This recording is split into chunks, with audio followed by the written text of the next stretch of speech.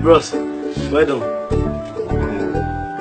So now my sister be this. Good afternoon. Elizabeth. Elizabeth. Better name. That kind of name you go fit to that place. My girlfriend call me. He tell me everything. I won't even come out now. I don't know say now. Come out. Thank you. Thank you. Elizabeth, you don't ready for the wakabi? Yes. Stand up, they can see you. Stand up. Tom.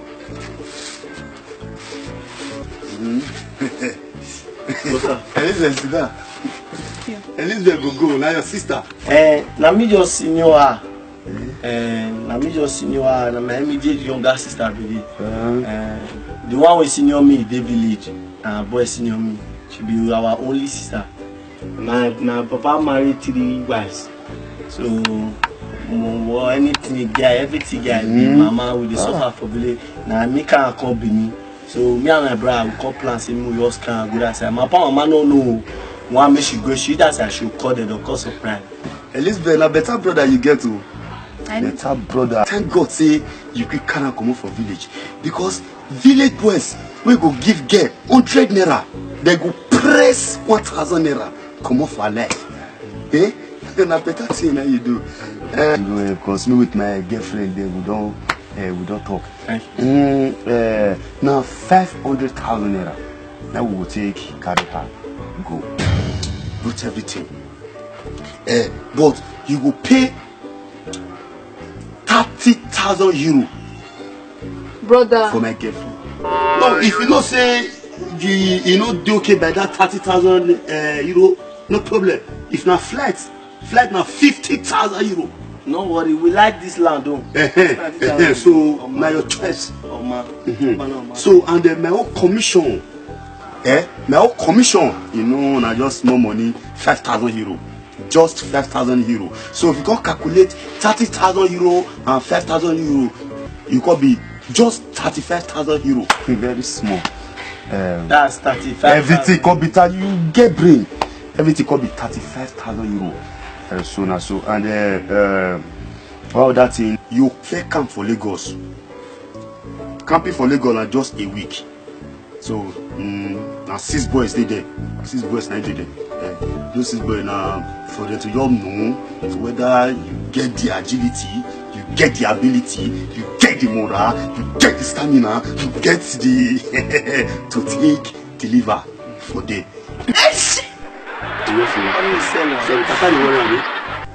Yeah, Kata the warrior. Now 6, not be 6. So they will test on you now just a week. You understand? After that one, you pass on. You see this leg? Now 45. Now they use. You they bring better designer shoe. They come for me. See, I be designer man. I be designer guy. And every year, you the big bag of rice.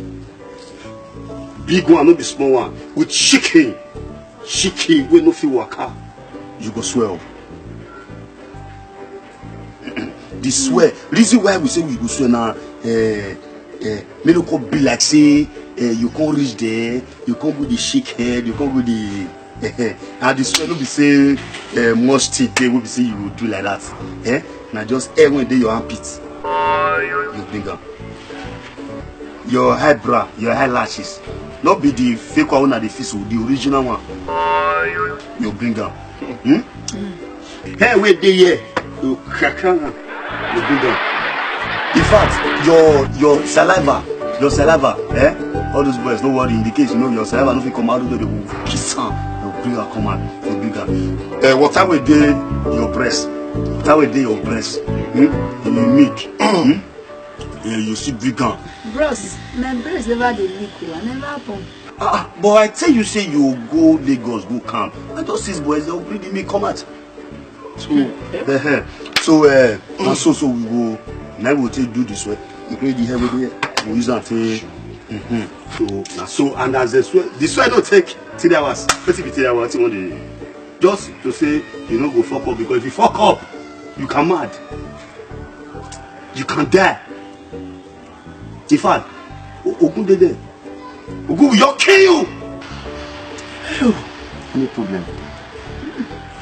Okay. Brother, me it is doing it now. I'm not gonna fit at all. Why? Huh? Where worry? Broso. Where though? No worry. You say 35,000 euros. Just 35,000 euro. And now 500,000 naira. That one I want to can reach abroad. But he go copy 500,000 naira and I want to carry on. Then he go copy 35,000 euro. For me? 30,000 for there. Okay. 30,000 euro for there. 5,000 naira euro for me. Maybe 30. She go pay 55,000 euro. 55. Yes, so we be good people. Brother, but we are Tana. Why worry? You say 6 boys. Just 6 boys. Now they Lagos we want to 16 boys. Just 16 boys. Okay. You had 6. You had 6 join. As in you put 4 from Lagos to make a 10. You go join. Then add one of your friends for Benin. Go Lagos. Go to Esrona. Then you say the shoe. Size 45. Now go they bring for you. Yes. They go they show they bring golden shoe for you. Size 45. I go sing that for a year. If I record that for earphone, they give her. They plan. They go slide. Go take it. You better person. She go they put gold chain, join the gold shoe. Then you say rice. You go they bring rice every week and chicken. Even cows. You go they put cow they join. You know you should say your the rest sisters need to go. Then he goes. All the girls on our street they go pass through me. Come pass through now. In fact, bros, what do you know so? This thing we want for my sister, so it too good. She go buy you car. She go buy you car. But that's where when you say she go swear, she go cut her leg, cut her body. People pour her blood. They go put that water when they say eye. She go put joint. This way.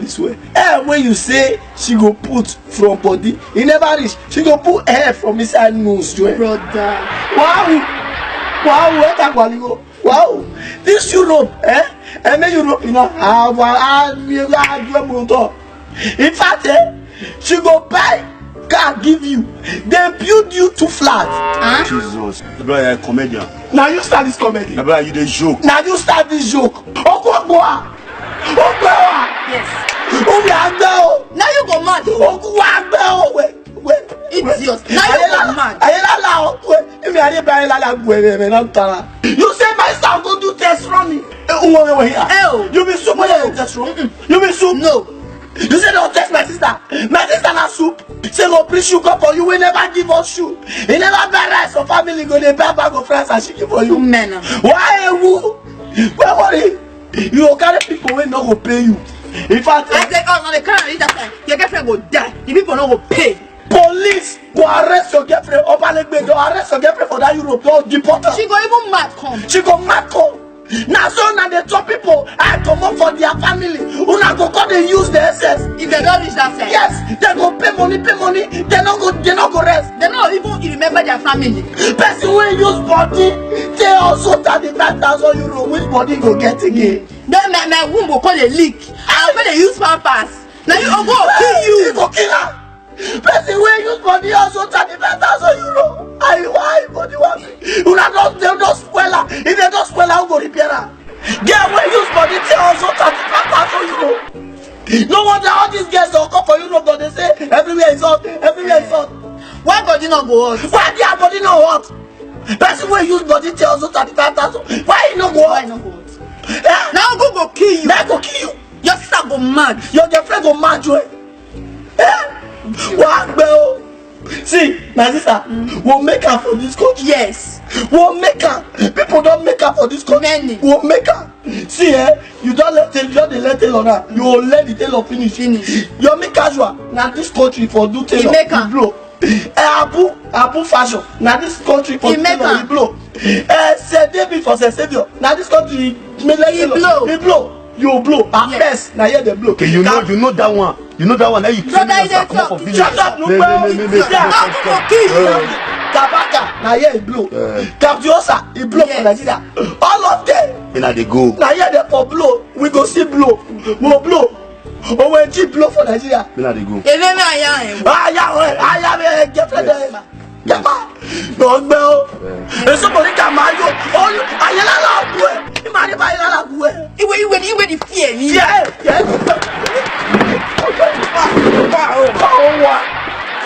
What? You know for bue. Let me out now, babe.